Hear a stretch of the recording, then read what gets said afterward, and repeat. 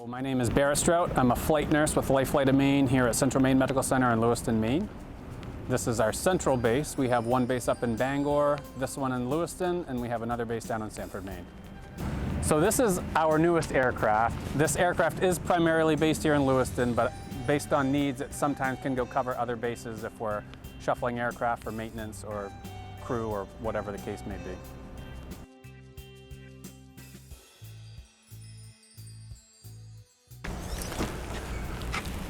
So this is the cockpit, which is where the pilot will typically sit. And as you can see, there's only one set of controls. So when we don't have a patient on board, the pilot can also have another medical crew member up front. They don't help fly the aircraft. They can just help with some of the radio operation and GPS operation and stuff. But we are not trained to fly the aircraft, and we don't fly the aircraft. And then there's a lot of instrumentations here. We have the GPS system, the radios to contact towers and hospitals when we need to get information on the patient or where we're going, as well as Medcom up in Bangor. And that's really about it.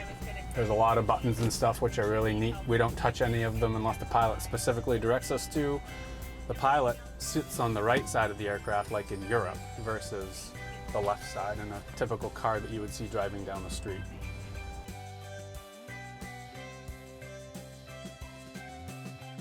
We have all of our equipment.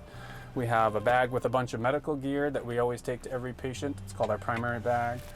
We have a monitor here, which can monitor all of the important stuff on the patient, like their heart rate, their oxygen in their blood pressure. We have other cables that we can hook up to it if they have tubes and lines that monitor stuff inside their body that you can't physically see or typically monitor.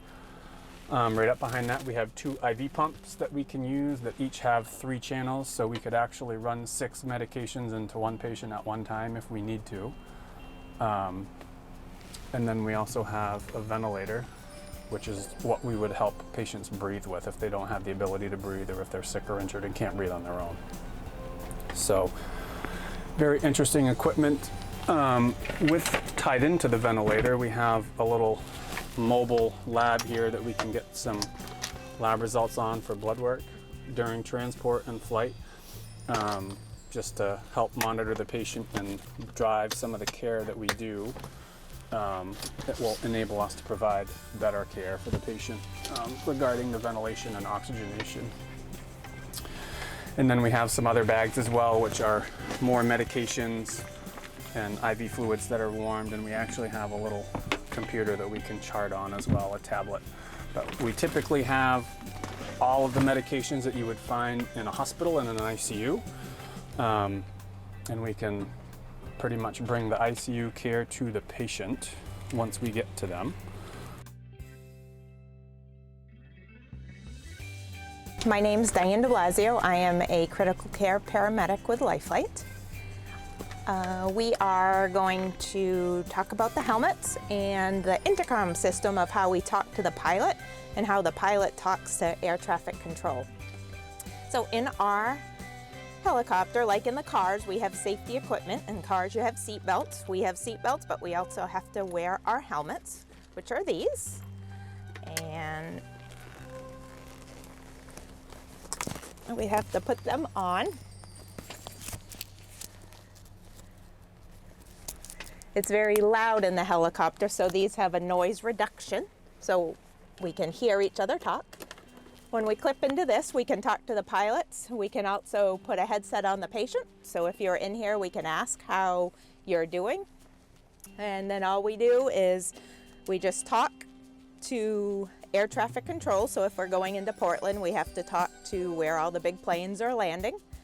We also talk to our dispatch center, which is located in Bangor.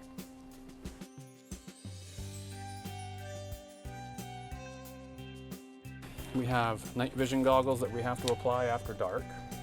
That just enables us to see at night when we're flying. As obviously driving around in the dark without headlights, we don't have headlights on an aircraft. We have a light that the pilot can turn on, but it doesn't always point as wide and as far as headlights on a car. So we have the ability to put these on, and then they would just sit, so you look through one end and you can see out the other, and they're highlighted kind of green, but they enable us to see and help the pilot land and take off when we have a patient or without a patient on board. So that's some of the stuff we have. We also carry some blood, which we can give to patients who are injured and different types of things. So that's one thing that we carry that ground EMS cannot, is blood. We're the only people in the state who have the capability to bring that to the patient. And that is primarily one of the benefits of LifeFlight versus ground EMS. One is speed, and two is the ability to give blood products and certain medications that ground EMS cannot. It's a flying ICU, and that's really kind of what we do, is we manage sick people who are either injured and sick people, and we take them to the higher level of care from smaller hospitals in the state of Maine. So sometimes we can fly from Lewiston just across the way to Brunswick or Augusta down to Portland, but we can also go way up to northern Maine if there's multiple patients, or Bangor is already out on a call and busy. We can go up to Caribou or Presque Isle and then come south again if we need to. So we can take the smallest babies that were just born to our oldest patients. We have an isolette that we can carry small babies in, under 5 kilograms. We can use, basically it's the same as an isolette in the hospital. It keeps them warm. We can maintain their airways, take care of their medication, so we can fit any size patient in here. My job is when we get called for LifeFlight, if you're in a car accident, or you are in a boat accident, or you roll your four-wheeler over, we come and we will take care of you just like we would in a hospital ICU. So we can take care of all your broken bones. We can transport you very quickly to the most appropriate doctor to see you.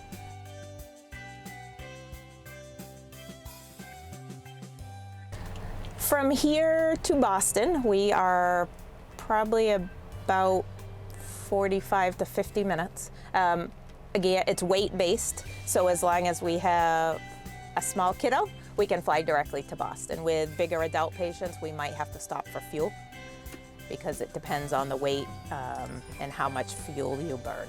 So we have to weigh ourselves, our helmets, all the bags, they all have pounds.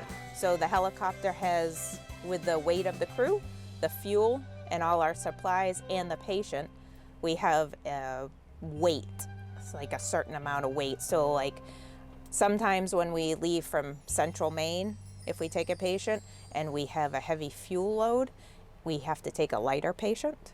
So if we go to a scene call, like a car accident, we are already a little lighter, so we don't have to worry too much about flying in or close to in-state. The majority of airports in the state of Maine, whether it be Greenville, Fort Kent, they all have aviation fuel. We have fuel at all our bases, so if we can stop at either Lewiston, Bangor, Sanford, we can get it at the Boston.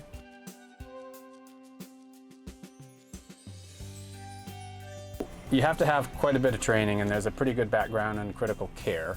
So we don't have doctors to work with us hand in hand like you would in a hospital.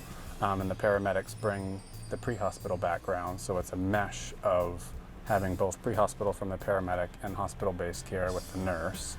And then we both have extensive training in everything we do, so we both are able to do everything, and there's no differentiation in what the paramedic can do versus what the nurse can do.